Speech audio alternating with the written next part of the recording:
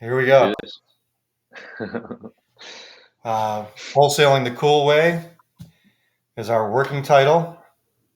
And this is me, Mark Cool, and my son, Jasper Cool, doing our little podcast here about wholesaling. My business does, we specialize in vacant land, and Jasper does primarily houses, even though he does do some land deals too. We've both been doing it for a few years. Jasper's been in it a little longer than me. And we're just doing this podcast to share this mastermind we've been doing for a few years now, and hopefully some of the challenges and tools and stories and tips and tricks that we share with each other will help other people who are coming along and building businesses too. So that's what we're about, and let's kick it off and do. What do you want to start with? Should we start with just inspiration? Anything that we've Yeah, hit on this week that's been inspiring, or a lot of times we'll check in about books or podcasts or anything else that inspires you. Open houses yeah, to $1 million homes in Phoenix or whatever. definitely. Yeah.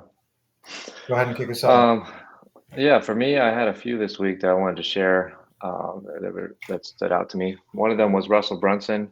He was on Cody Sperber's podcast, and I really enjoyed that. I don't think I've ever listened to him on a podcast. I actually have his book, but I haven't read it. One of his books, he's written a few, but I really enjoyed that podcast. It was cool hearing his story on ClickFunnels as his company. It was cool hearing his story on how he got started, and he had two partners. When he started, they were kind of like the technical software side of things, and he was kind of the marketing and I guess visionary behind it. And those guys have just crushed it. They're by far the biggest company like them, and it was really cool to hear his story and how quickly they grew, and how he mentioned that they got an offer for 500 million and he turned it down. He's like, no, Wow, I'm not selling for 500 million. He's like, maybe if someone offered me a billion, then maybe, but that's his mindset. So that's nice. that's that's inspiring. And just hearing kind of his story, hearing more about him. Like right now, he's going into more of a passion project because he's so successful with this business, and he's kind of removed from it. He's still acting CEO, but he doesn't have to obviously be involved that much. And so now his passion project is kind of two things. One of them is he likes collecting old books and finding complete book sets and kind of piecing those together using Etsy or eBay or various other online sites like that. And he was sharing that one of the books he recently bought, just one book, was $1.5 million. Wow. And so I had no idea that books were collectibles like that. Oh But yeah. everything, you learn something new every day. So it's really cool for me to hear that, because I had no idea. And he's I think the most inspiring thing that I would share is that he wanted to build this library. He lives in Boise, Idaho, and he wanted to build a library to basically house all these books and use the library kind of as like a museum, where people, entrepreneurs, and other people who like that sort of thing can come and share space, work there, and check out his collection that he's building. And so he, put all the plans together with an architect and everything. He bought the land already, and he estimated that it's going to cost him $20 million to build this library how he wants to build Wow. it. And so he said he went to all the banks in Boise, and he's got good relationships with some of these banks already, and he basically pitched them on his idea. And everyone said no. They were like, no, this is so stupid. Like, no, because there's no path to revenue with his plan here. it's Right. just it's just a Yeah. passion project. It's just a Yeah. museum, and something that people can come and hang out. He's not like selling tickets or selling books or anything. So all the banks were like, no, you're not going to make any money. We're not going to fund this for you. And so what was super inspiring to me is that he just went kind of outside the box, and he just raised $20 million from like his audience, essentially, by selling, like, I think he said he sold like front row tickets to one of his events for like $1 million a pop or something crazy like that. And maybe it was like for lifetime access or something. I don't know, but either way, he just said it so matter of fact that he's like, yeah, so I sold like 10 of those packages, and then I sold a few other packages for 500K a pop, and then yeah, we raised like $18 million in a couple of days. And Wow. it's just like so that was just so inspiring to me, just to hear like how easily he made that sound, and how valuable his brand is, for people to want to pay him, because they feel like they're probably getting a good deal to fork out that much money. So I was just really inspired by his ability to raise that much money really easily. and the brand that he's built for himself. So that was really inspiring to me, along with the fact that he turned down a $500 million offer for his company. I think that's amazing. Yeah. And so there was that one, and then I listened to one with John Paul DeJoria, with Noah Kagan, and he's the founder of Paul Mitchell Hair Care as well as Patron Tequila. So he founded two of the biggest brands in their respective industries, and it Wow. was really cool to hear his story.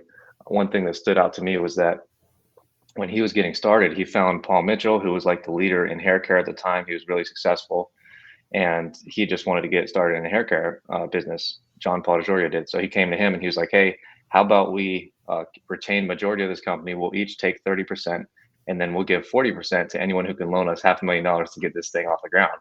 And so that was like, I was like, whoa, because that was the beginning of the story. But I was like, man, he gave away 40% of his company for, $500,000, because now that company is billions and billions of dollars. But Yeah. long story short, that deal didn't end up panning out. And so he basically had to bootstrap the thing and live out of his car. But what a blessing that was, right? Because now he has 50% with his other co-founder rather than 30%, and the Yeah. company just took off. So that was really inspiring, but interesting to hear that they were ready and willing to give away half or 40% of the company to someone who could give them $500,000 just to get it started. So Yeah. that was funny, but really inspiring just to hear his story. And then also how he like integrated Patron into the hair care business that he already started, because they have all these schools and they teach hairdressers how to become better hairdressers, and you can get like licensed by Paul Mitchell so that you get more bookings and stuff because Yeah. you have the prestige or whatever. And so when they throw these events, they obviously started bringing Patron tequila, for free to serve at all these events, and it just like grew like wildfire. And so it was just really cool hearing both of his brands. And he said when he sold the Patron brand, I don't remember the amount. I think it was over $1 billion. But he said the first thing he did was he started his own charity called the Peace, Love, and Happiness Foundation, and he wrote a $50 million check as soon as he sold the company to that foundation to start it. So I thought that was Nice. amazing. Yeah. Because I think I sold it for right around $1 billion. So him and his partner each got like $500 million. But he immediately started that foundation and started with $50 million. So that was inspiring to me to hear that. Yeah. That's But amazing. he's a really cool guy, and he's like older now, but he's still very sharp, and he still has the same exact like style. He's got a long ponytail and a beard, and they were showing like flashback footage of him when he was younger, and he looks the exact same with just gray hair now. It was funny. Um, but there were those two, and then last one briefly was this one with Brian Chesky, the Airbnb CEO, and I really liked that. It was a something I've never heard of, but I watched it on YouTube. It was Bloomberg. It's called The Circuit. I guess it's a playlist they do with like founders like that. But this lady, the interviewer, basically spent a whole day with him at his house and was just interviewing him about, his company and everything. And that was really inspiring because well, first of all, they were projecting to go IPO, I think at like $60 a share or something, and it opened at 130 something dollars a share or something, so like double what they were expecting. And she did like a flashback of him when she interviewed him live, like when the company was IPOing, because he didn't even know that, and she dropped the news on him, and he was just like dumbfounded, like he didn't know what to say. And so that was super cool just to look back at like when they first went public, and now obviously how big Airbnb is. But one of the things that was inspiring to me there was obviously, him building that company and everything and making it through COVID and coming out stronger. But he was talking about the future of Airbnb and using AI. What they're going to do with AI is they're going to integrate into the app or the website like an AI assistant that gets to know you. And then when you go on Airbnb, there's like a chat bot that's like, hey, like I found these homes and I think you might be interested in these. And then like it's going to cater to your needs and stuff like that. And I thought that was really cool. Yeah. And his mission these days, I think it changed slightly during COVID, but his mission with Airbnb is really to just get people to connect with more people now, rather than just be like a hosting platform. They're really putting a lot of effort and money into experiences like Airbnb experiences, where you don't just go and stay at someone's house, but you go and stay at someone's house. And while you're there, kind of like the Airbnb we did in Ireland, like while you're there, you like they're going to show you how you herd sheep, or they're going to show you how to field wine from the field or something, stuff like that. Like Yeah. that's his goal in the future. Like it's not just going to be you're staying at someone's house, but they're going to provide more and more and more of those experiences where you can actually get to know strangers and become close with strangers like that. So I thought that was really cool, and really enjoyed just the way that he is, and he still lives in like kind of a small little townhouse in San Francisco. He doesn't have like one of those mega mansions or anything, but he really enjoys it. And he just lives there with his dog, so that's really cute. Nice. Um, but that's it for me. Those three I really enjoyed. Cool. Thanks for Yeah, sharing. That's inspiring to me to hear all those stories. yeah. Yeah. Awesome. Uh, yeah, I didn't consume a lot today. I came to Chicago on Monday. Tuesday was 4th of July. Um, I took a rare day off. I didn't really work on Tuesday. Well, I can't say I took the whole day off. I did acquisitions meeting in the morning and checked in on Slack a little bit during the day with my team, but mostly I rode bikes around town and here in Chicago and spent the day at the lake, or a good chunk of the day at the lake. So that was nice. It's always inspiring for me to be here. I really love the architecture here. It's I was thinking about this, like, what is Chicago now in terms of top cities in the US? Like, it's probably used to be top five, but I don't know if other cities are edging it out now, but it's definitely top 10 city and probably one of the top five classic cities, right? With New York and Boston and San Francisco. Uh, Yeah.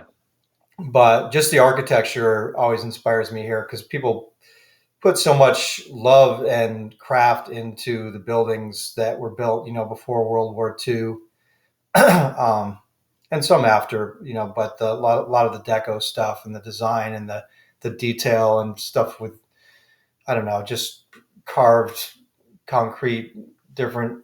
I'm my architectural terminology is not going to be great, but I just look at all these buildings and I'm blown away that they did this many of these details on this thing, or they carved this out or added marble there or whatever. Just the design. Yeah. I love the deco stuff, like just riding the bikes over the bridge. There's like these deco columns with Art Deco lights on top of them on a bike bridge along the lake. Just like really cool. Uh-huh.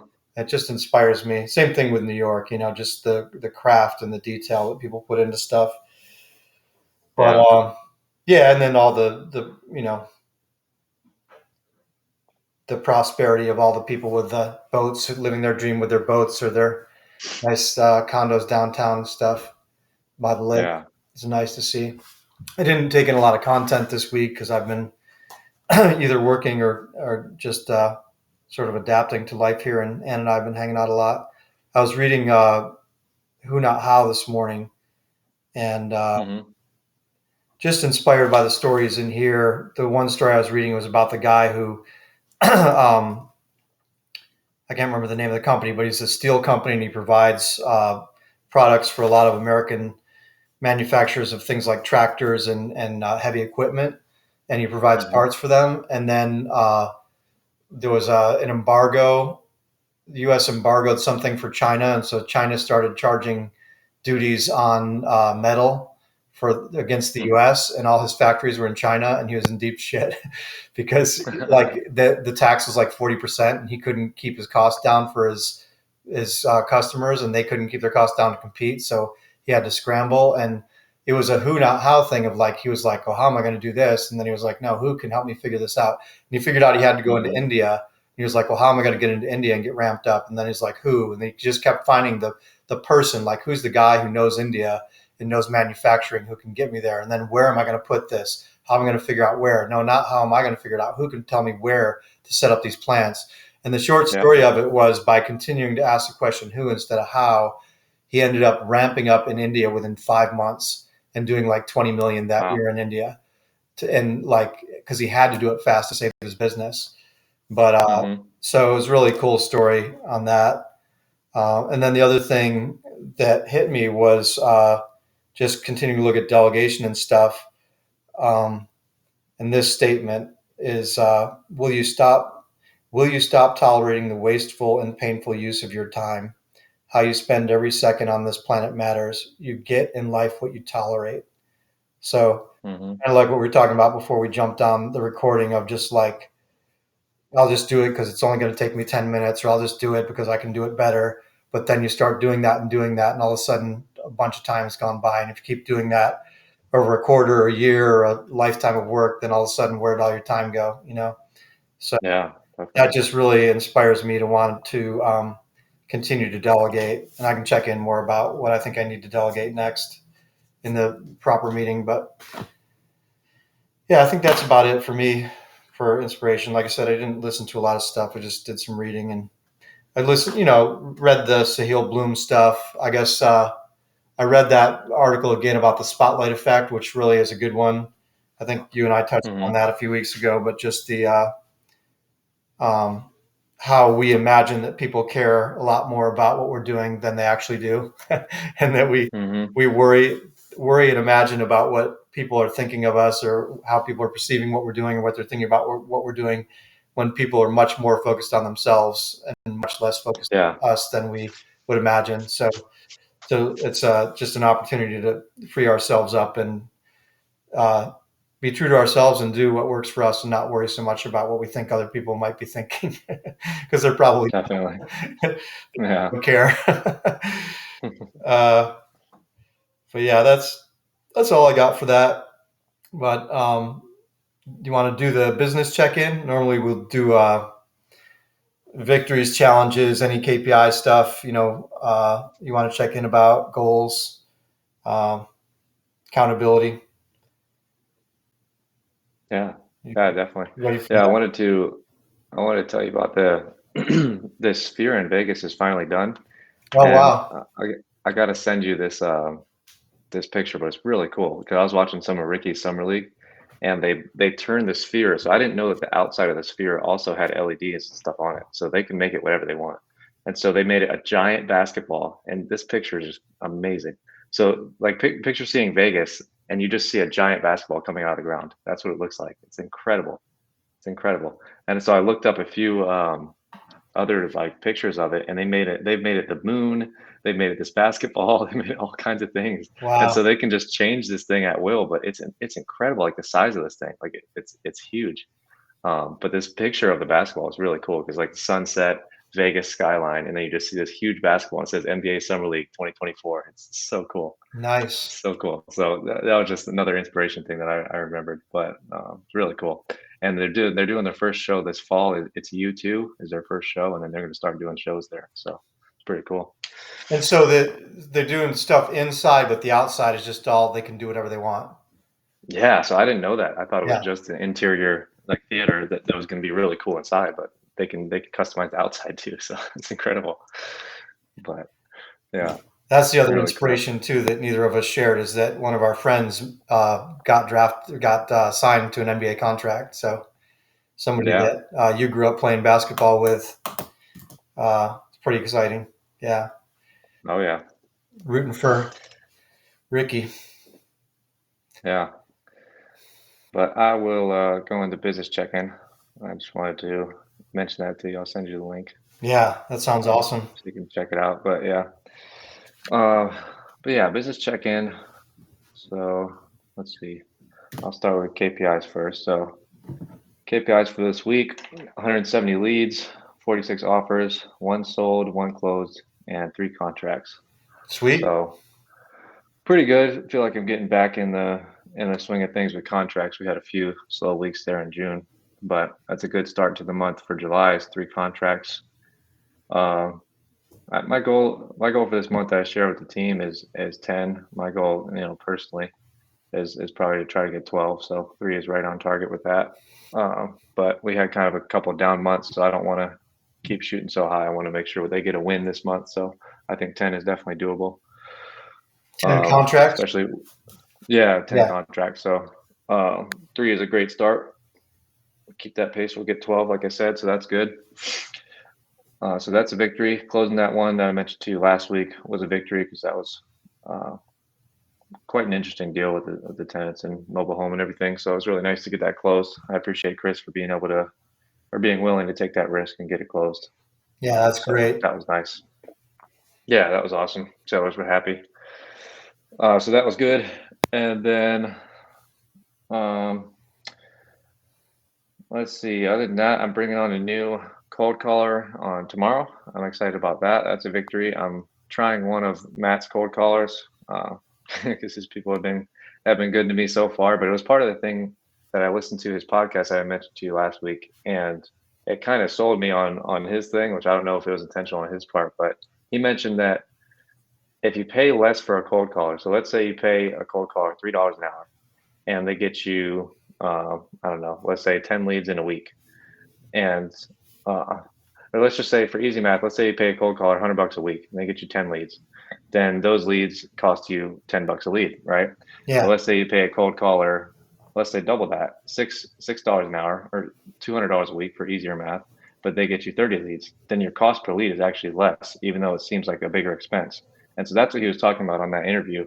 And it just got me thinking. I was like, man, that's so true. Because I've been just going for cold calling specifically. I've been like, let's just get the cost down as low as possible in terms of salary, and then that'll like help keep my costs down. But it's absolutely not true, and that just opened my eyes to that because I'm hiring these lower quality or lower cost cold callers, and they're not getting me as many leads. Whereas I could hire, like, his cold caller costs 775 an hour, so that's kind of high in my opinion. But Yeah. let's say they get me triple the leads of someone half their cost, then all of a sudden I come out more profitable.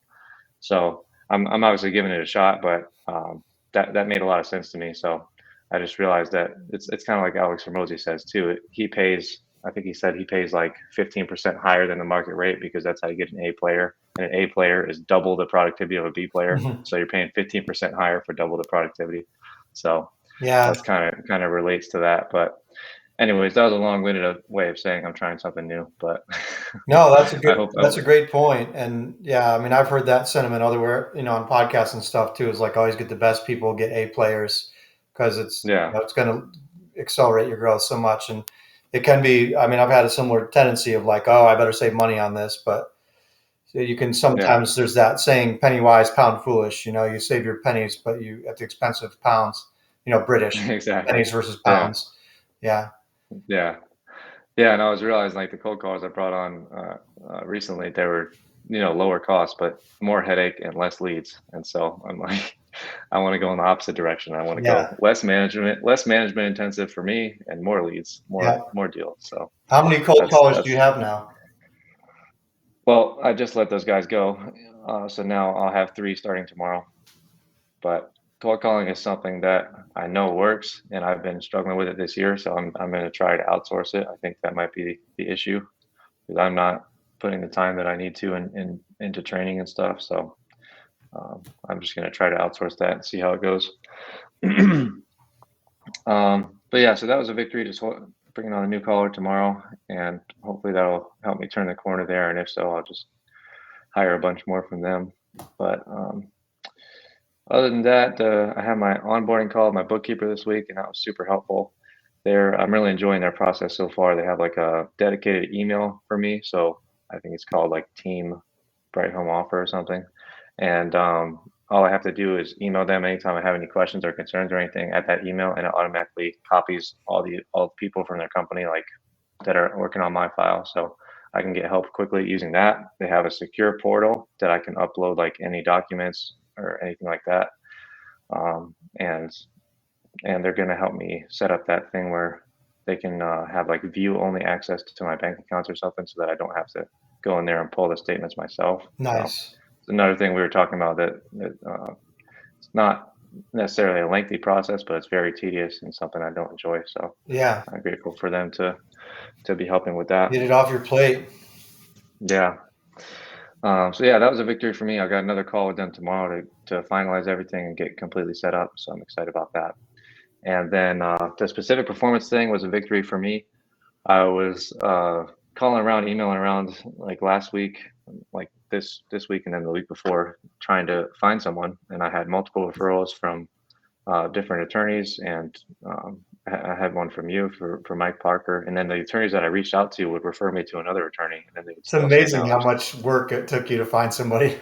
It's so weird. Yeah, it's so weird. I'm like, dude, I'm trying to give you guys money. It's like a pretty easy, straightforward case. But anyways, I finally found someone, and I'm grateful for that. And I paid them a retainer and everything, signed their stuff on Friday, and he said he's gonna get the thing sorted out on Monday and sent out to the seller. So hopefully that'll work.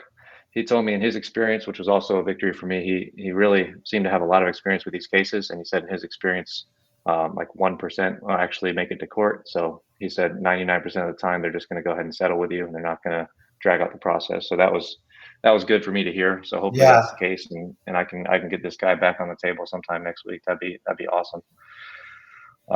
So that's a victory talking to these guys. I sent you their name, but if everything works out well, I'll definitely refer them to you if you ever need it in the future. But hopefully we Cool. won't need them That's right now. great. That's great. You found somebody good. Yeah.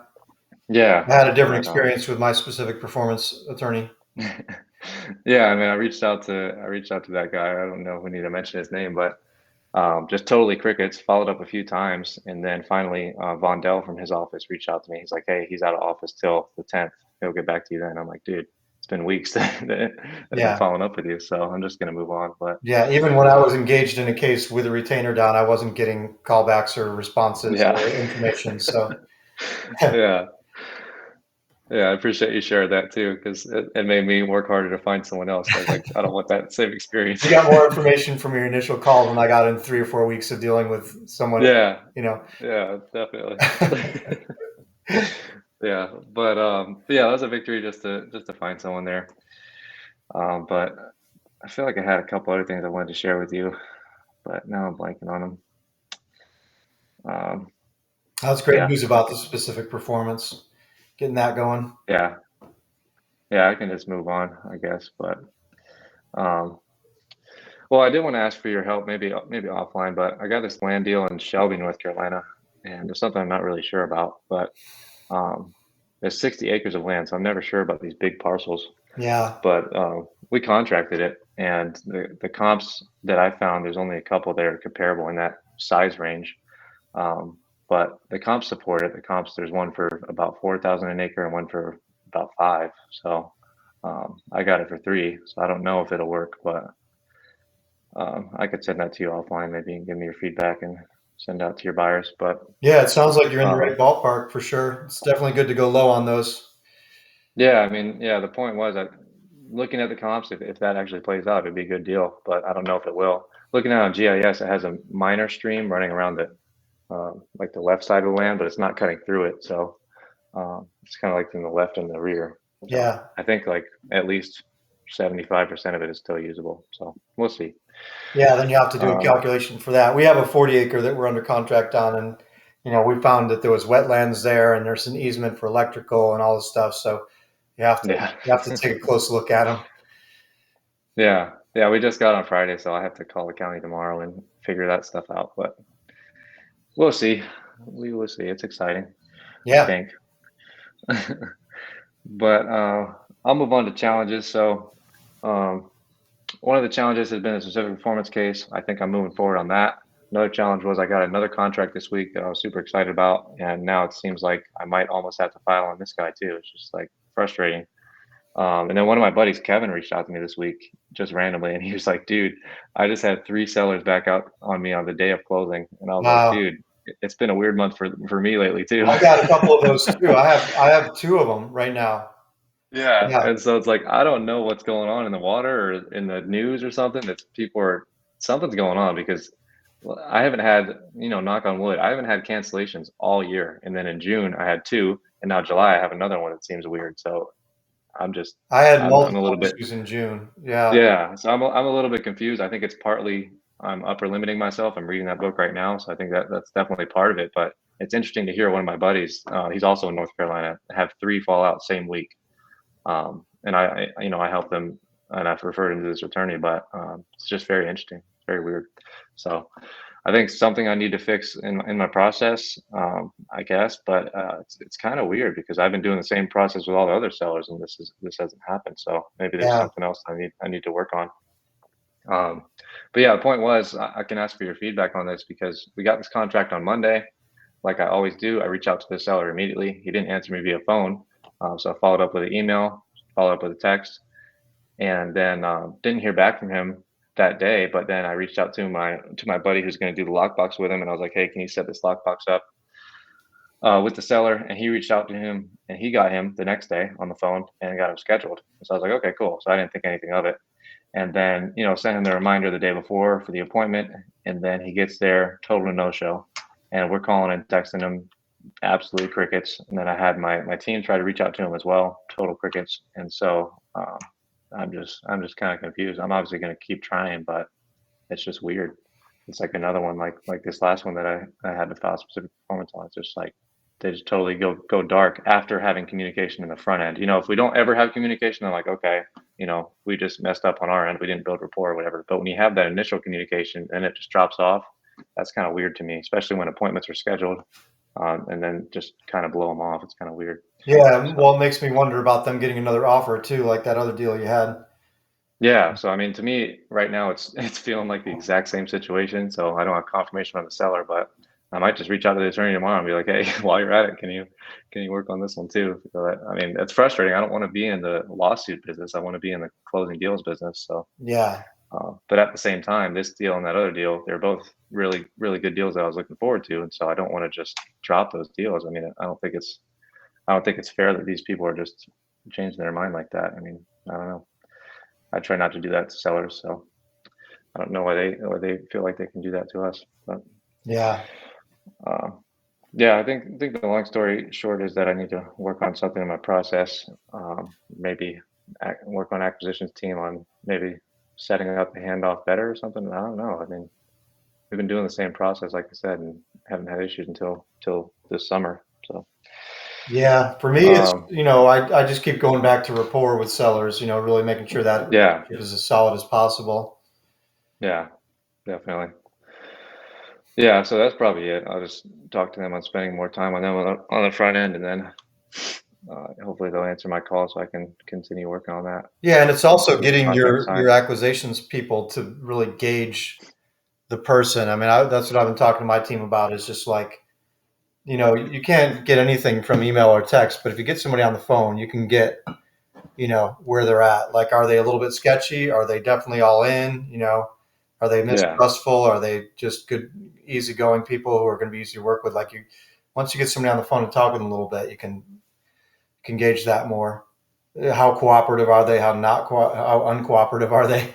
you know, yeah, like all these things. yeah, So yeah. It's there's some kind interesting. of a checklist of questions they can ask just to sort of gauge their level of, being cooperative, or, you know, like you can even ask people for token things like, hey, can you get me this? Like we're now asking people for a copy of their HOA statement, their most recent HOA statement, or, oh, you inherited this. Can you get us a copy of the will? Can you get us, like when those people are cooperative and get you the things you ask for in a timely manner, then it's a good sign.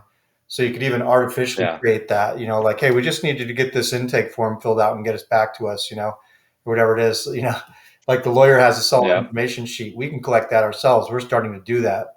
That's another point of building rapport. It's another point of being like, hey, we can do this over the phone with you, or we can send it to you, but let us know if just like any opportunity for a point of contact with them to build rapport and cement the relationship, I think is a good thing. Especially because I yeah, think we do have more people jumping into wholesaling, and so people are getting more offers and more phone calls, and they have the illusion that they can sell their property or that they're in high demand. You know, yeah, like Uriah was asking me yeah, the other day, he was like, "So do you think sellers these days are more reasonable?" And I said, "No, they're not. They really think that it's still a boom market. Like, and I yeah, think that's partly because there are so many people getting into wholesaling that all these sellers are getting lots of calls, lots of texts. So they have this illusion that their property is worth way more than it is, and so they might be a hmm, little bit cagier when they get under contract, and then they get another call and they're like, "Oh, maybe I could get a few grand more." So I think that yeah, might be part of the dynamic, especially in North Carolina where we're working, because people from all over the country are trying to work in North Carolina wholesalers because it's a hot market. hmm, So that's my 2 cents. yeah, yeah. That's a good point. Well, hopefully this will pass this little stage or whatever that we're going through, and we can move on to more smooth closings and stuff. But Yeah. uh, yeah, that's good feedback on trying to remedy that. But I think my only other challenge that I wanted your feedback on was just hiring someone for transactions. I think I might lean towards a like an admin or executive assistant for now, whereas it's kind of a bridge where I train them to actually take over the transactions. But what would really be helpful for me is all this minute stuff like sending the contracts, building the email flyers, and doing all that stuff that like it's all those 10-minute activities that I don't want to do because it's total interruption from what I'm doing. Yeah. So I think that's what I want to work towards because I had a fail this week where I brought on someone. He was a referral from Warney, who's on my team, and right off the bat, I was like, this is not going to work because first day he was late, no communication. I was just sitting on a Zoom call, just waiting for him to hop on. Never did, so I hopped off. And then like an hour after that, he reached out to me. He's like, "Hey, I'm ready for a Zoom call," and I'm like, "Well, I'm not now." And then we scheduled a Zoom call for later that day. And obviously, I'm working on Eastern Standard Time. That's what I work on. And so I told him the time Eastern Standard Time, and he did his conversion wrong or something, and totally showed up at the wrong time again. And so I was like, dude, two strikes on the first day. And then next day he got sick, but didn't think to text me or anything until like hours after his shift was supposed to start. So I just let him go. Yeah. I was just like, dude, this is too much too quick. Like it's not gonna work, dude. Yeah. Like Absolutely. I need someone who wants to work here, who's on the ball and who's ready to roll. And if That's it's a not gonna new work. job So and you want to work, if you're sick, that doesn't matter. You're going to show up. Like yeah. anybody Or at can least work. text me well before your shift. Hey man, just came down with a hard cold. I'm not gonna make it tomorrow. Like, no problem. Yeah. But you're not gonna not show up and then, oh by the way, I'm sick. It's just like so anyways, frustrations aside, that didn't work.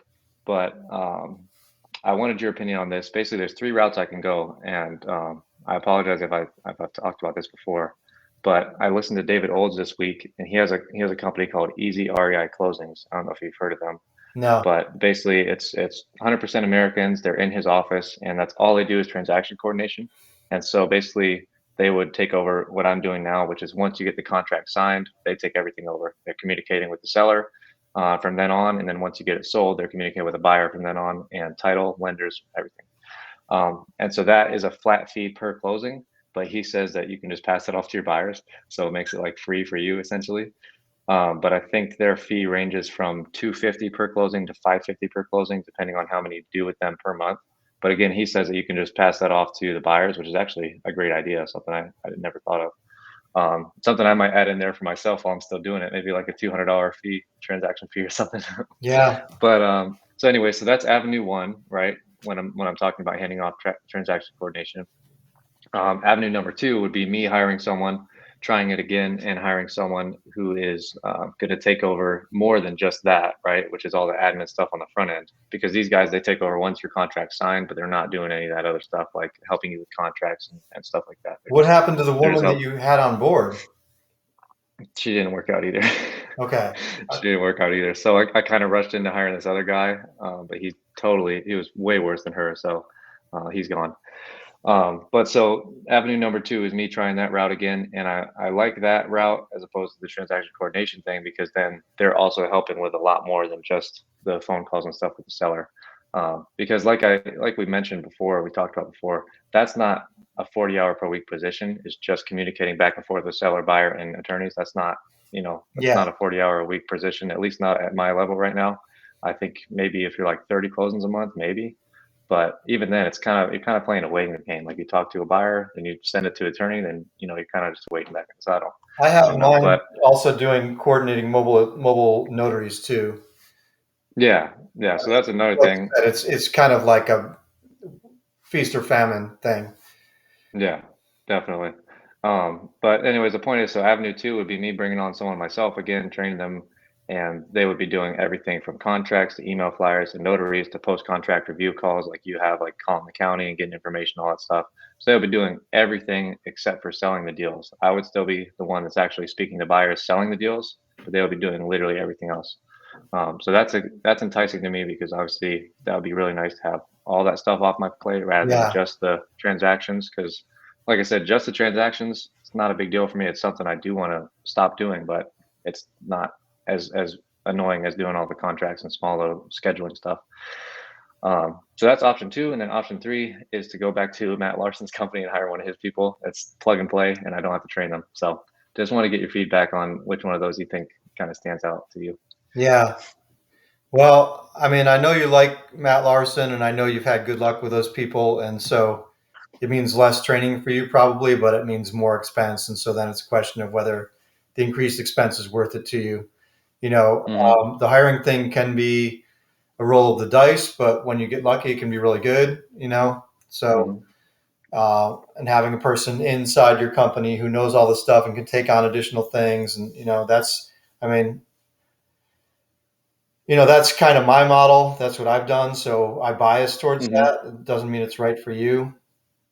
This company sounds great. I don't know. Like, I don't know what the reality of that is. It's nice that they would handle all that stuff for you and get it done. I don't know. I guess my hesitation with that is, are they really going to handle everything? Because then when you run into the title things like we've dealt with lately, and tricky situations with mobile home plate numbers and lock boxes and lost keys, and there's just wonder if that stuff's going to come back to you again. And like, Yeah, hey, we got all this, but need your help with that. So I don't know. That would be my. I don't know that that's true. It's just the thing that comes up in my brain of like, is it really going to be like full hands off service, or is stuff still going to come back onto your plate from that? definitely. Yeah, And then you have to delegate it within your team, or you have to do it yourself again. So I guess I would yeah, bias. I don't know. I'm not against that the company, but I would bias toward hiring somebody or using a Matt Larson person, and then it's the cost thing. But I yeah, still hear a lot of the stuff that you're doing, these little 10-minute things that where you could get a lot more freedom to close more deals if you had somebody doing your flyers, doing your contracts, doing your admin stuff, within your business, and yeah. also doing these other things. And if it's somebody that's good that you can mentor, then it could be a real asset in your business. I don't know, the salary at the end of the day. I don't know what the difference between salary that you would pay and like Matt Larson would charge would be annually. Like Yeah. I think for a good person, a good VA who's highly skilled and has excellent English speaking and writing comprehension, and a lot of these skills, I think you can pay $7, $8 an hour. So 40 hours, that's like 300 a week times. It's like 15,000 a year. So Hmm. I don't know what Matt Larson's going to charge you for that. Yeah, it's double his double that, $16 an hour. Yeah, yeah. So double that. So instead of 15,000 a year, 30K a year. So you can use the rationale. Well, that's just one good closed deal or one decent closed deal. But if you use that rationale over and over, then you're it starts piling up. No, I know for sure, Because I know we can do for that. Well, sure. that's just one closed deal covers that. But then you start piling up the things that need to be covered by one Then closed. you gotta close 20 deals just to break even. Yeah. Yeah. Yeah. So I Yeah, always no. advocate keeping expenses low when possible. But as we alluded to earlier, you don't want to compromise quality in the interest of saving a dollar. So you got to find that balance. Yeah. Yeah, definitely. I might book a call with those guys just to see what their, ask that question that you asked me and see what their kind of pitch is for the easy REI guys, the transactions guys. I might book a call with them and just ask those questions you asked me. Because then I could work with them on the transactions thing, and then I could hire someone else as an admin assistant that could be combo position that does a bunch of stuff for me. So that could be the path with them, or I could just try to hire someone myself. I've in the last month, I've had two transactions people now that I've tried to bring on. Divine, I obviously spent much more time on, but just doing that made me want to do Easy REI or Matt Larson because it's like I'm saving all that hourly time, but I spent a lot of hours putting together all this training and stuff, and then just for them to not work out, and it's just like, how many more of these can I take? Like, But then I again, don't now want to. you have all the It's not a training. waste of time, but it's like Yeah, it kind of feels like it when they don't work out. So. you have the training materials in place now, though, so that's a good thing.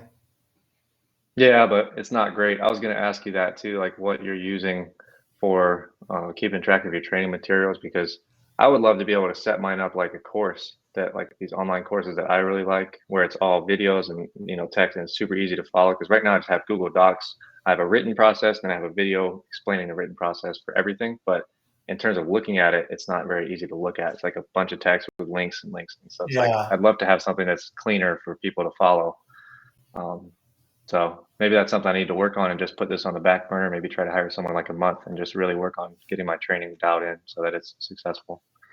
Or maybe there's somebody who's already created one. That's Transaction. true. Yeah. I mean, you've got CG. Maybe you have something in there. Even. Yeah, I could check out their Facebook group. Yeah, that's a good point. Yeah. Sweet. Well, we can move on. Thank you for the feedback there. Yeah, it's a tricky one, but it seems like it'd be a really good thing for you to have the admin stuff off your plate. And Yeah, the definitely. transaction coordination stuff is, it can be very distracting throughout the day. I mean, I've got a person who's doing it pretty much, taking all the stuff off my plate, but I still get questions about it. Hopefully that's going to get less and less, but it is distracting Yeah. because like if you're working on something and then something comes in that's a transaction coordination question and you're trying to close a deal in the near future, then you feel like you have to jump on it and Yeah. get it handled. And, you know, um, I'd like to just not have to. I mean, it's a whole lot better for me than it was a few months ago, for sure. I'm not Yeah. as involved in it.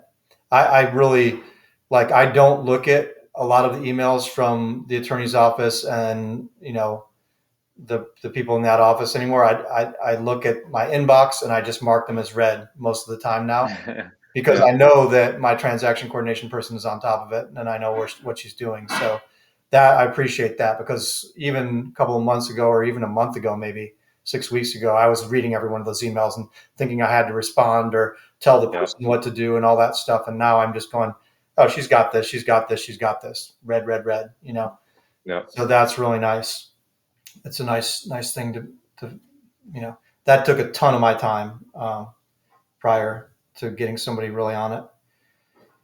Yeah. So Yeah. Yours seems to be great in the times I've corresponded with her. yeah, yeah, she's on top of it. Yeah. Um, Sweet. Well, let's switch over to you. Thank you. yeah, sure. Thanks for sharing that stuff. I'm yeah. If you need any more help with the transaction coordination thing, I'm glad to talk about it more too. Um, whatever I can share from my experience with it. But yeah, my training materials are probably not much better than yours. We just have stuff in Google Drive on Yeah. documents, and we have Same. Screencastify videos, and like I'll have the Yeah. document and I'll have a link to the video and the folder and stuff. Yeah. Same here. Yeah. Yeah. So I mean, Yeah. it's better than nothing, but it's not super, inviting. There are probably some platforms like some of these free platforms like Trello or Monday where you can create like nice looking things, but Hmm. that would be something to delegate, not to do ourselves. Like hey, Yeah. I create might. nicer looking Yeah. training modules for these tasks or these positions. And Yeah. send somebody over to something like that, like Trello or Monday or one of these free uh, sites that you can create cool looking stuff on.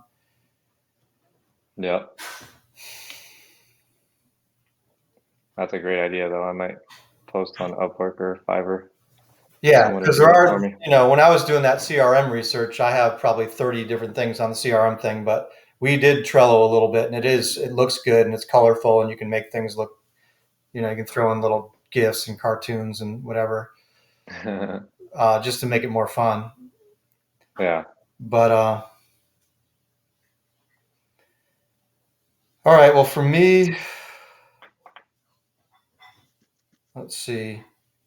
I'll start off with just victories and challenges, I guess.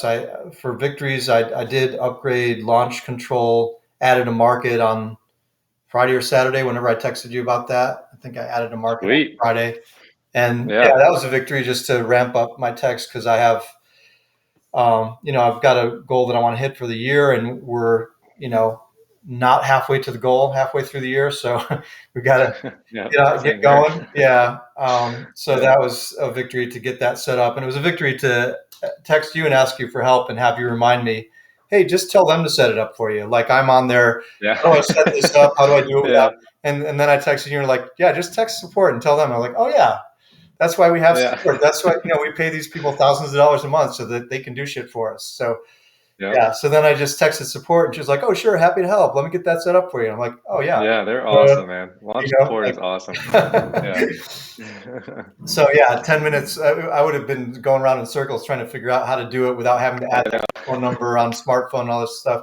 She was like, "Oh yeah, Yeah. sure, got you covered." So that's done. That was a victory, and it was also a victory to not do it myself, which is a big part of Yeah. the themes that we're working on here is handing stuff off. And then another victory I wrote down here is that we're looking at end of quarter stuff. I don't think I shared this with you last time, but our contract is sold went up. Did I tell you that last time? Maybe I did. I don't think so. Yeah. Anyway, our contract is sold for, I think last month, and maybe I think it was last quarter, went up to 80%. So 80% of the contracts we're selling now, and that was at like 65% or 67% prior to that. So Okay. that's a testament to us, the post contract review process that we have, where we're making sure that the title stuff is in alignment as best as we can, and the property is good, and our double checking our price and our comps and all the various things we're doing to make sure it's a good contract before it gets sent to dispo. So we have two different Hmm. statistics now. We have contracts and acquisitions. And we have contracts and dispo, because not every contract that acquisitions gets goes to dispo. Every once in a while, one gets canceled before it goes to dispo. So Hmm. that makes dispo not penalized for acquisitions getting a contract that may be subpar, right? But then, Yeah. so then now dispo, when a contract gets handed off to them, then it should be a solid one. And then that's allowed them to be more successful and sell 80% of the contracts that come in. There's still that 20% that's like an unforeseen title issue, or we've run into back HOA dues which we're still working on too. But anyway, so that was a victory Hmm. to get up to 80% of contracts to sold, because that just bumps everything up for us in terms of our closing rate, right? Um, Yeah, that's great. And David Olds shared, I just want to share this with you. David Olds shared that, they do a lot of transaction work, and nationwide, the average for them is 25% fallout. So you being 80%, you're above that. So yeah, I just wanted to share that with that's you. great. Yeah. Yeah, thanks. That makes me feel good, because it's one that was Yeah. bugging me for like the last 2 years of like, why is our contract to sold so low? So it's just like improving the quality Yeah. of contracts and canceling the ones we need to cancel, also not taking contracts at the wrong price, all the various things, right? Just like quality control of the contracts we're getting. So yeah, that makes me feel good. Yeah. Um, and then we had some like more minor victories. We had this one JV that we're working on with someone I did a JV with last year, and we had some title issues come up, but we got it handled this week. So that's always a victory, that the title issues came up, but they got handled pretty quickly, and affidavits got signed, and all that. I had to get on the Yeah. phone with one of the brothers and hear a long story about his aunt and uncle and blah blah blah and this and that, but he signed the papers. So so that was Yeah. victory. And then another one that we've been working on for a long time, that was really difficult with. I might have told this story. This might be sort of a fun little mini story for the podcast. It was like the seller is deaf, so he doesn't pick up the phone, and he's not a very good texter. He's not a very responsive texter or email guy, so he's been difficult to deal with to start with. And then we got it Yeah. under contract. We were under contract with him. We got it sold, and then the lawyer found that there was an ex-wife that had not signed off during the divorce. So we had to get her on board. And so I reached out to her, and she said, "I don't know why you're contacting me about that man. I don't want to have anything to do with him. Please don't contact me again." And Jeez. I like, so I had to really work this relationship of like, hey, you don't have to have anything to do with this guy. We're just trying to buy this property and get this deal closed. If you could help us out, we'd really appreciate Yeah. it. And then she's like, okay, I'll do it for $5,000. And you know, and we're like, and then I'm like, okay, well, he's only making like seven on this, and so then she was, Yeah. so then I, had to negotiate that and be like, so what would work for you? What would you be willing to take? Right. And so she's like, okay, well, since he's not making that much, I'll do it for 1,500. So then I went back to him. I think I told you some of this story, and I told him like, hey man, she wants money out of this. So I don't know what I can do here. And I prepared him for the worst, and then, when I went back and told, so I did the level setting thing. It's kind of like in that movie, the Nike movie with Michael Jordan, right? Like, oh man, oh Yeah. no, and then he tells them they want a piece of the action, and he's like, oh really? We got to deal with, it's like that kind of thing. So, so then he went for the 1,500, so I got him to agree to that, and then it's just been this back and forth. She was the woman I was talking to in the airport because the notary was there, and she was mad about the documents because they weren't right. And the long and the short of it is, finally she signed everything with a mobile notary. We finally got a hold of the deaf seller and his wife and got them to sign everything. All the documents are in escrow, and the buyer wired his money on Friday. So I think we're closing Monday. So, Sweet. but that's been like 3, 4, 5 months of back and forth and running around and trying to get everybody to agree and all this stuff. Yeah. That was a victory. That one is I mean, I can't count my chickens before they hatch, but I'm pretty sure we're closing that tomorrow. So, Yeah, you should definitely start charging a transaction fee. That's a lot of well, I money. did on this, and that's the other thing too, is that I was like, when I did went back to the seller, I didn't tell him what she wanted. I told him what he would Hmm. net. So I think we Hmm. had a contract for like 7,122 because we do the law of weird numbers when we send our contract offers out. Yeah. You know, so I was like, okay, good news. I got her down. You're going to net five. Is that good for you? And he's like, okay. So she's Hmm. getting 1,500, and the balance in between there, that's my fee. Right. Yeah. So yeah, that's how I did that. That's awesome. Yeah. Yeah. And I don't have to put it on the HUD. It's just lumped in with the assignment fee. It's just part of my net, but that's how I Yeah. did it. So, Nice. but I am going to start charging that when we have to deal with these things. I'm just going to be like, hey, this is an extra work. And so it's going to be an extra, whatever it is, 250, 500. I don't know. Uh, Yeah. yeah. And it's been a victory that my new acquisitions guy, I started him off part-time as we ramped up and as we talked about to see how he would do, give him a 2-week trial, which we just did the 2-week Hmm. trial. And, we're moving on to the next 2 weeks, and then we'll do a 30-day review. And then after that, he can become a permanent employee. But he's wanted extra hours. Sweet. Done the last 2 Saturdays and worked like 7 hours on a Saturday. And I had been jumping on launch control on Saturday to try and get our max texts out.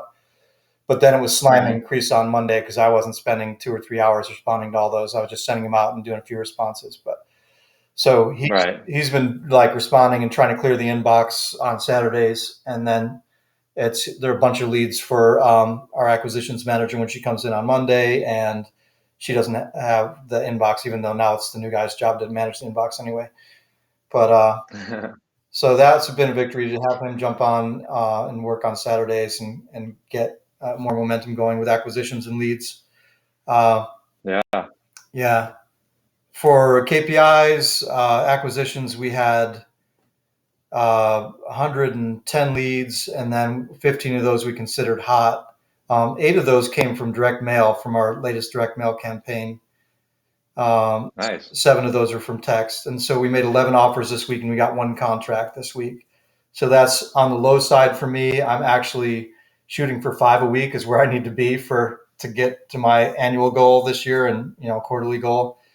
We did get 6 last Hmm. week and 1 this week. So, that's an average of 3.5 per week for the last 2 weeks. So that's not bad. Yeah. And we got a bunch of Sweet. stuff, verbal and all that stuff. So hopefully we have another bigger week on contracts this coming week.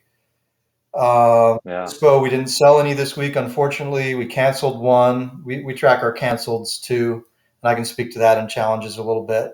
Alistair added 9 more buyers, which he tracks, our acquisitions guy. Transaction Hmm. coordination, we canceled 1 transaction as well. Was a title issue. Um, Nice. yeah, well, not nice to cancel that one. Well, We already sometimes had that's a buyers victory. for it. It was in escrow. So uh, Yeah. we have 64K in escrow right now, but I think 2 of those deals are questionable. So I think we're closer to 54K in escrow right now. I'd like to be at about 80K per month on average for the rest of the year. So, if we can Hmm. put a few more deals in escrow that'll close in July, we can be on a pretty good track if we can close everything that's in there already. So, uh, That's awesome. yeah. Challenges, like I said, we had a canceled deal in Dispo. We had a canceled one in transaction coordination, which was a title thing. Um, I probably spoke to this one last week, but uh, the woman that we were under contract with, who was the seller, signed a deal to buy the property on owner financing and never made a payment, apparently, from what I can tell in our research. So she didn't technically own the Hmm. property, even though she was on title, but the other people sold it to her, never foreclosed on her. So it's still in her name. So I think she was just hoping she could somehow sell it and get the money out of it. So it's another one of those weird situations. She never made a payment. Yeah. That's weird. So yeah, so anyway, we had to cancel that, and we had a buyer, so that was a challenge. Um, don't remember the dispo canceled off the top of my. Oh, it was Gilliam Street in Edgecombe. So this one had an encroachment from a neighbor. Their house was actually on this property, but really we canceled it Hmm. because we had it and we just didn't get any interest after we pushed it out a bunch. And so trying not to hold on to things like that. Plus it had the encroachment, so we just canceled it. Uh, so that was the canceled one in disposition.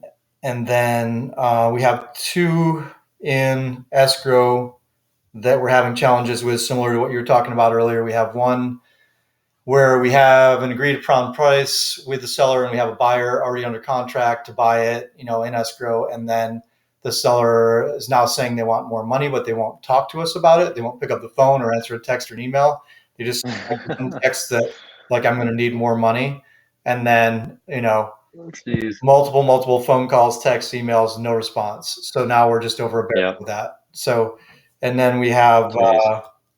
we have another one. The other one that has an issue is, I might have spoken to this one last week, is it's in escrow, ready to close. Buyer has already spent money on a survey and a perk test, and we found at closing, reaching out to the HOA, $7,000 in HOA dues in a Oh man. yeah. And so there's not even enough Jeez. margin in the deal to really. First of all, even if we wanted to do it and just make no money just to take care of the buyer, um, we'd still have to get the sellers to be on board, and the sellers are not willing to take zero because they thought they were making 6 or 7. Yeah. Yeah. So, and I talked with the sellers like a week and a half ago and talked to them about options and stuff, and now they won't pick up my call or text me back or email me back. So now it's just crickets, and I'm just like, I was going to try and at least like say, hey, maybe we can get you $1,000 out of this and pay off your HOA dues. Then you won't have any HOA or taxes in the future going forward, and you'll have a little money in your pocket. But they just won't respond to me. So now I've got that. Yeah. It's just another one Jeez. was just zero response. And what do I do? Go knock on their door, like, Yeah. and even then they might slam the door in my face, right? So it's just those are really frustrating. And then I have a third one where I shared this one previously. It is our 40-acre property that we had under contract, and we had a really wrong price on it.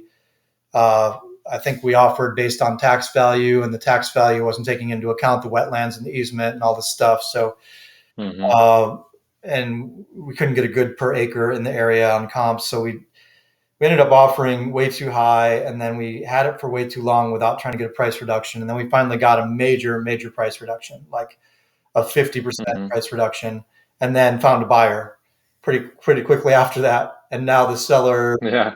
has not wanted to sign the updated sales agreement with the revised price and the Oh gosh. closing dates.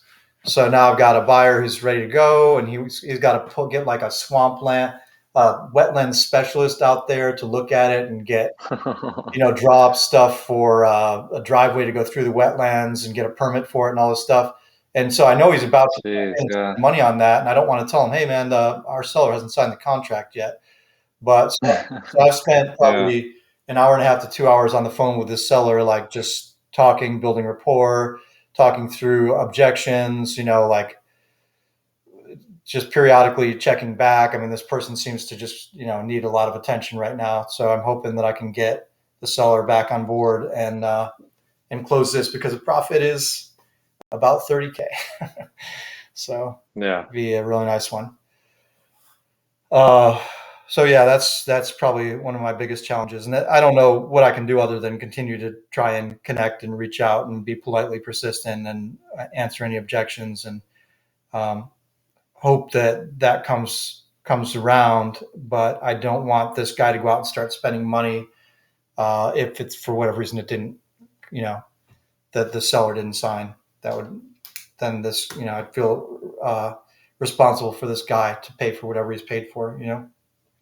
Hmm. So those are my big challenges, and then I think that's about it. Yeah, I set goals for the quarter 3, and they're lofty goals compared to what we've done in a way, uh, but I guess that's my other big challenge. Is just really getting clear on what I need to do to get to the numbers I want to hit.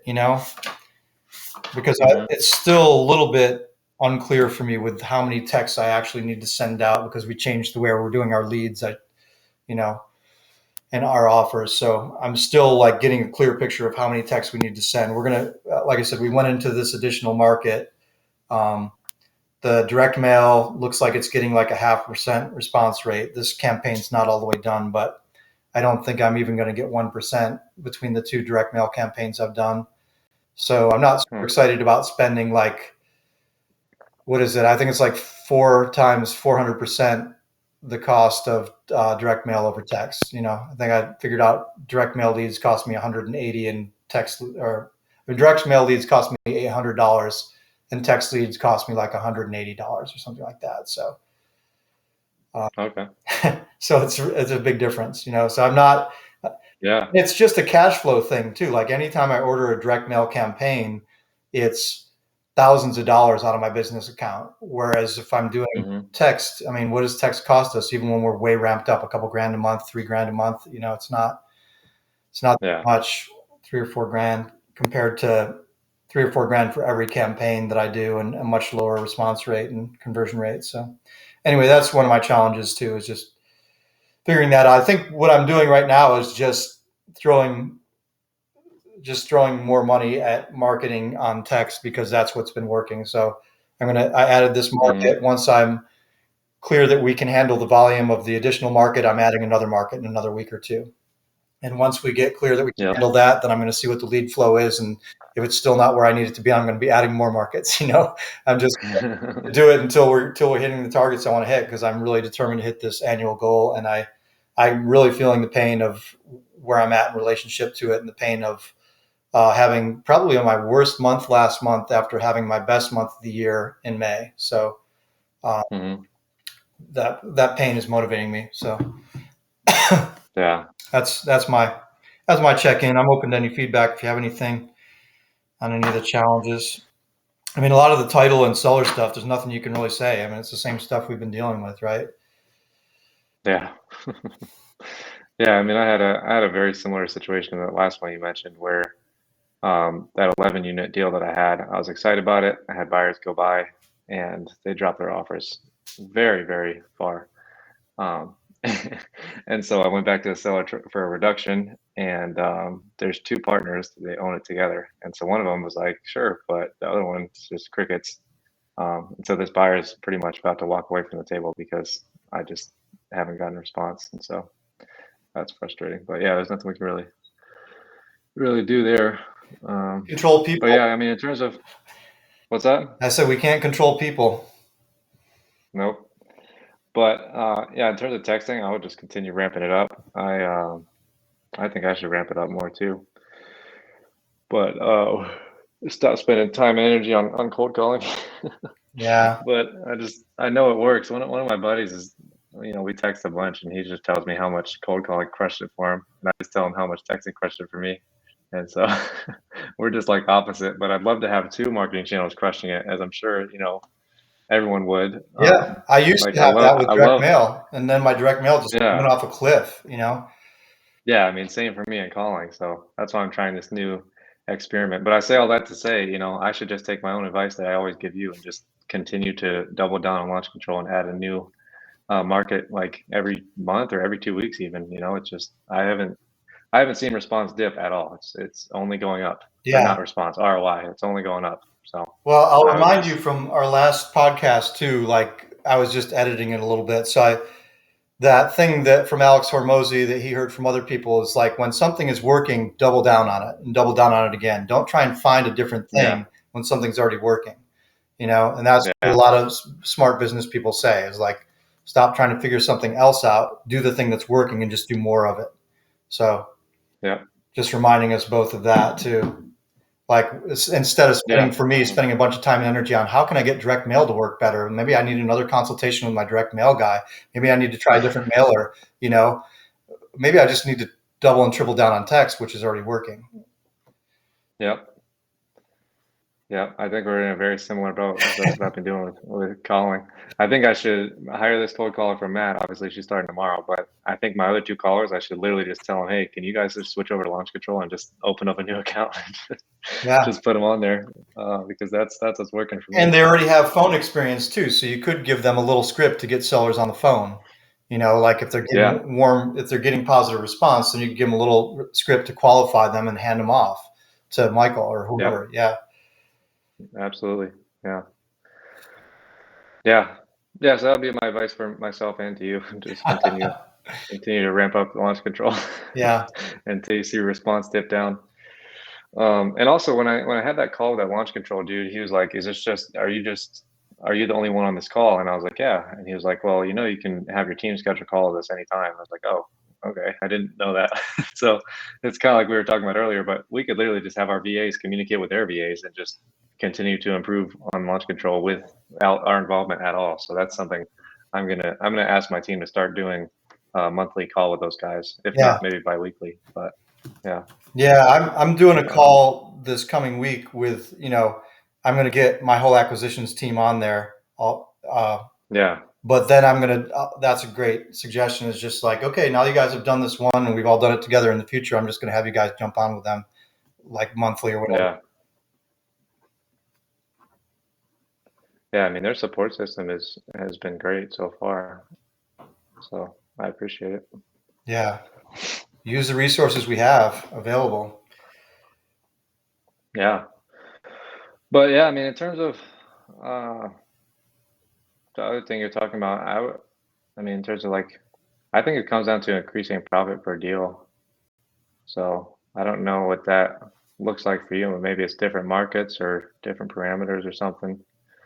Um, or maybe it's like mixing in some houses or something in there. I don't know. Yeah, no, Um, I agree. Yeah, but we just contracted that one house, and like I said, this deal would be a bigger deal for us if I can get this seller to come around.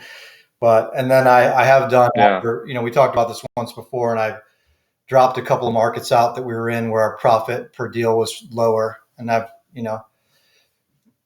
added in markets where we're making more profit per deal. I just made our top markets different. So, but yeah, you're right. Getting profit per deal up is gonna be a big help. yeah, because I mean, I feel for you, man, when I'm doing these land deals because I don't have numbers like exactly, but I would say probably 90% of the deals that we do cancel are land deals, and for some reason, it seems that land deals just have title issues. From what I've run into, Yeah, they just have a lot of title issues. They're either inherited or they have all these back taxes or they have all these other liens against them and all this random stuff that I've noticed. So yeah, I feel for you with that being your primary strategy. That's a lot of stuff to deal with on a consistent basis.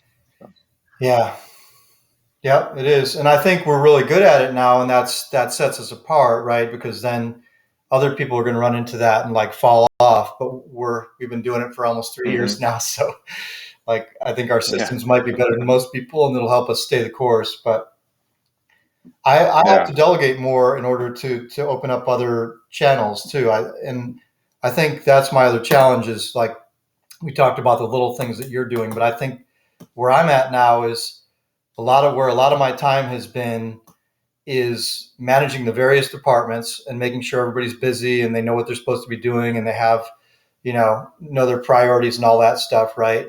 And just checking in, make sure they're on track. That's one thing. And then the other thing is being sort of the closer whenever there's a difficult conversation or a difficult seller or buyer or a challenging deal to close or some analysis that somebody can't figure out that needs to, like those harder things, that's been all falling to me. So that's been hmm the way I see my next people to bring in are like, I might need to bring in a closer. I might need to bring in somebody who can get on the phone with anybody, in a difficult situation and be a good negotiator slash salesperson and make the person feel safe, comfortable, happy, whatever, and close something. Right. So that all those don't fall yeah, to me. And I might also, it's either that or train from within, like get sales training for my team. Right. And then the other thing is maybe I need hmm a business manager, somebody to like oversee how the whole system works together and make sure all the parts are working well and everybody has what they need and they're on track with their priorities and their job descriptions and stuff. Because I think that's been taking a lot of my time too. I'm getting too many like Hmm. little questions throughout the day of like, how should I do this? How should I do that? And I'm trying to just say, well, what do you think you should do? Like you can handle that, right? But I need to be doing less of that. Yeah. So anyway, those are my next things so that I can be more of a visionary and grow the business and you know because it's so funny we keep talking about like well what am I going to do once I hand all this stuff off, but every time we hand something off you can see a lot more to do. There's always plenty Oh yeah. to so, and Yeah. it's more important than the stuff we've been doing once we can finally see it. So yeah. Yeah. Yeah, that sounds like a combo position to me. It sounds like you just hire like a manager and they manage the team, but they're there to step in and roll up their sleeves whenever they need to. Like put out I think that's fires, kind of yeah, it's personal. like that's a big thing. It's like Yeah. putting out fires left and right. Yeah, yeah. Yeah. So I'm gonna have that on my back burner or on my horizon for one of my next things. But yeah, that's all I Yeah, I think got for that's just business. probably a manager. Maybe Derek could do that. Do what? I said maybe Derek could grow into that. Maybe he's got to get more sales experience. I think like Yeah. a sales training would be good, Yeah. and it might be good for I mean we've talked about this like Steve Trang and those other ladies you referred me to. Like maybe I should just set up Hmm. sales training for my team. You know, Yeah, get people some more definitely. skills and confidence with that, or a periodic like monthly training. But there's so much of that stuff for free too. Like Disruptors does it all the time. They do the live sessions. Like, hey, here's a live session, and just get people to listen to it. Yeah, maybe that's just mandatory for you that you require your everyone on your team to take 1 hour a week and do sales training. Maybe that's just Yeah, something you implement. yeah, might be a good idea. So that's one thing that I love about Matt working with his employees is that he does that for me every week. They do a 1 hour sales training on Mondays every week. So Yeah, it's important. yeah. All right, are we at a place to wrap this session up? Yeah, I think so. All right. You got any inspiration or any quotes or anything to wrap up with? Yeah, I know I had something I wanted to share with you. I don't have the James Clear in front of me. Here's one from Sahil Bloom. There's no greater agony than bearing an untold story inside of you. Maya Angelou. We all have an untold Hmm. story inside of us. You either tell it or spend the rest of your life wishing you had. Yeah, that's a good one. Yeah. Yeah, I was looking for one to share with you.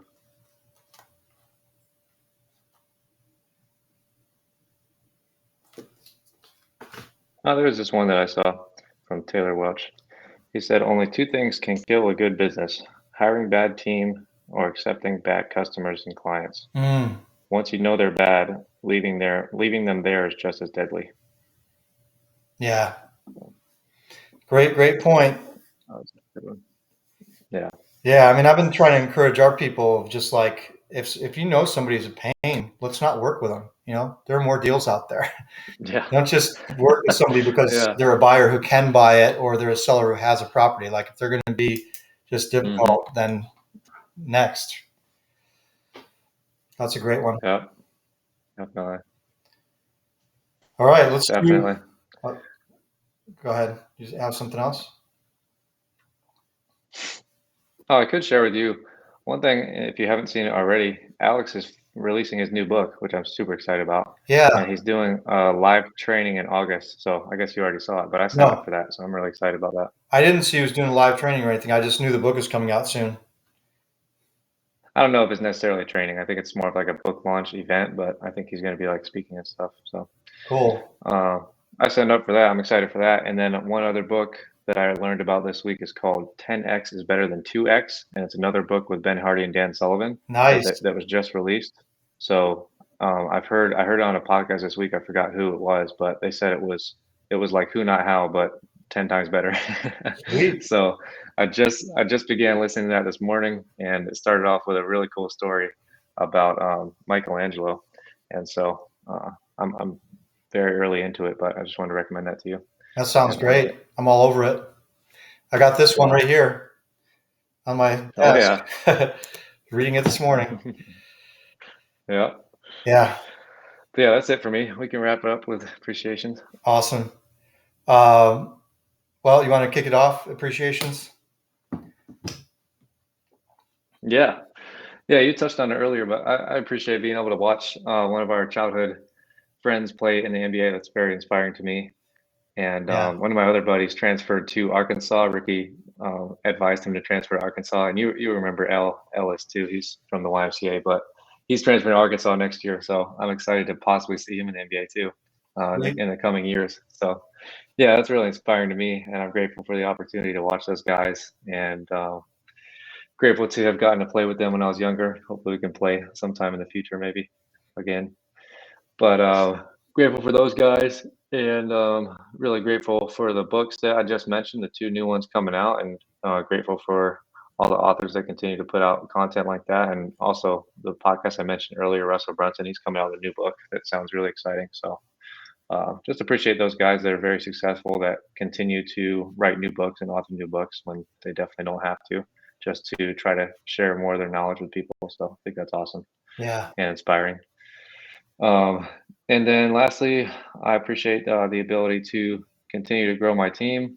I appreciate the ability to let go of people quickly when I realize they're not a right fit. It's not an easy thing to do, but yeah, I feel like I've gotten much better at that this year. Just having difficult conversations, not delaying it as much, and just ripping off the band-aid sooner. In the past, I think I procrastinated with those things, and so I'm grateful to be basically hiring and building and grooming my team to where it's people that I like working with, people that are A players, and just people that I would want to work with for a long time. I heard a great quote.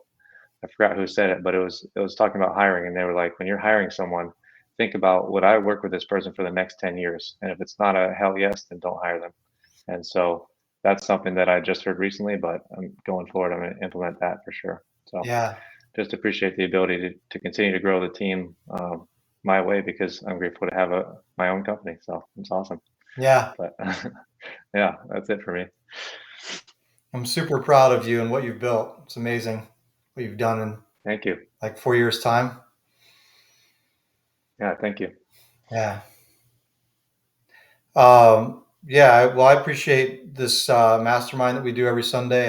It's really great to connect and give each other feedback and support each other through challenges and share tools and everything. It's just always I get a ton of value from it, and great to see you, of course, since we're a few thousand miles apart or a couple thousand miles apart. Not so far now that I'm in Chicago.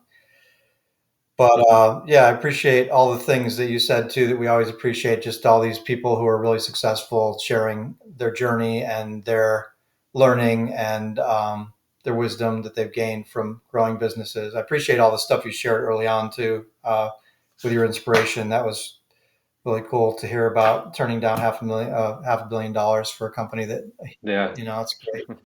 So I love examples like that to remind me to think big and like not get caught up in the minutia of my business and just like, oh, I got to do this one deal for whatever $1,000. Like broaden the perspective and be like, hey, this guy is Hmm. smarter than me, but he just turned down an offer for $500 million. So Yeah. appreciate that inspiration and all the stuff, Yeah. YouTube and books and all the stuff that's at our disposal to learn and grow.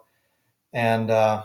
yeah, I appreciate being here in Chicago and the lake and like the vision of the people who designed this city to have a park that runs all the way along the lake that's public for everyone to play by the lake and exercise and enjoy that. And love Hmm. being able to hang out there and see the skyline too. I get really Yeah. inspired by the buildings and the architecture, and I really appreciate the people who put a lot into designing the city and some of the buildings and making them last and really iconic and unique. Um, Yeah, definitely. yeah, and I appreciate my team and my business, and you know, uh, very grateful for the people I have working in our team that are crushing it every day. And yeah, and I do have people I'm really happy to work with that I'd worked with for 10 years. So I'm grateful for that. Yeah, And yeah, I think I'm in. awesome. All right. Well, let's wrap it up for this episode, and I'll click the stop button.